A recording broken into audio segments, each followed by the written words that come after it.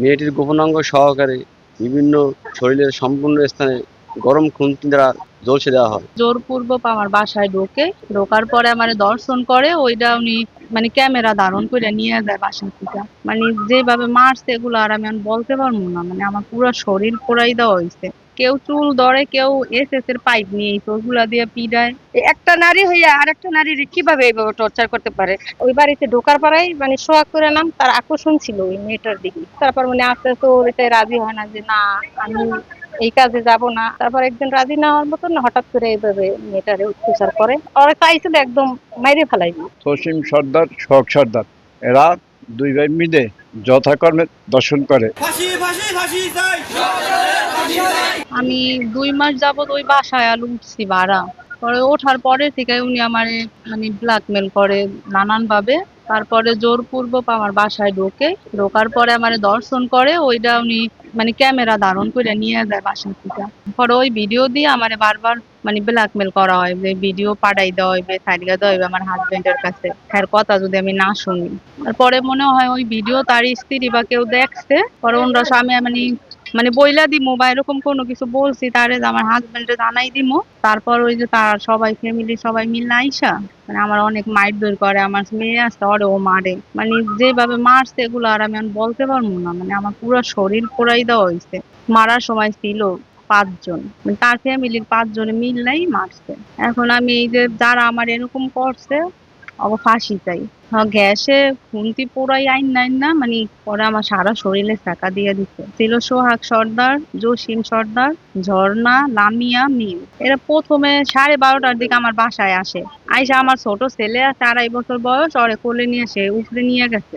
আর আমার মেয়ে গোসল করতেছিল আর আমি ছিলাম বাসায় শোয়া। পরে উনি আসার পরে ছেলেরে নিয়ে গেছে। আমি জিজ্ঞাসা করছি যে আমার ছেলের আপনি নেন কেন? কয় কি জ্বরে আডাই নিয়ে নিয়ে নিয়ে রাইখা কয় কি বাসায় লোক ডাকে, কয় কি তোরা ভিতরে ঢোকার পরে ওই অন্য লোক বাসার বাইরে দাঁড়াইন গেছিল, হ্যাঁ দেওর যান সবাই। পরে দরজা লাগাই দেয়, লাগানোর পর আমার ডাইকা কয় কি তোমার লগে কথা আছে এই পাশে আহো। আমার রুমের থেকে আমার ডাইনিং রুমে আনছে। পরে আর কোনো কথা নাই, আমার চুল ছিল সারা।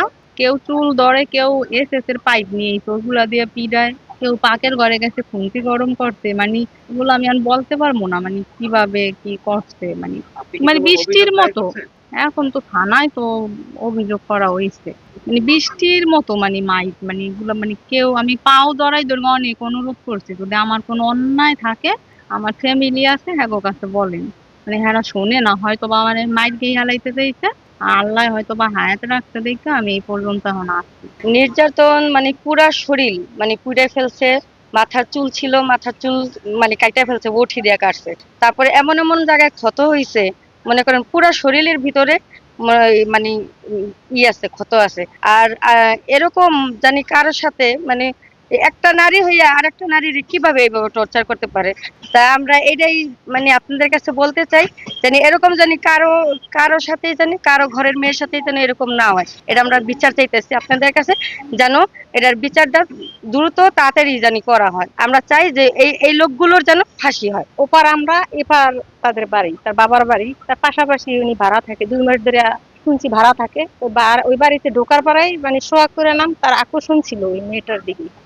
ওই মেয়েটাতে আকর্ষণ ছিল। তারপর আস্তে আস্তে ওর এটাই রাজি হয় না যে না, আমি এই কাজে যাব না। আর আপনি আমার সাথে এইভাবে কাজ কেন করতে চান? আমার স্বামী বাইরে থাকে, তাই আমি আমার স্বামীর কাছে আপনি যা বলেন আর যেগুলো আপনি আগ্রহীতে চান এগুলো আমার স্বামীর কাছে এগুলো আমি বইলে দিবি। ওই মেয়েটা বলছে, বলার পর ও রাজি হয় না। তারপর একদিন রাজি না হওয়ার মতন হঠাৎ করে এইভাবে মেয়েটারে অত্যাচার করে।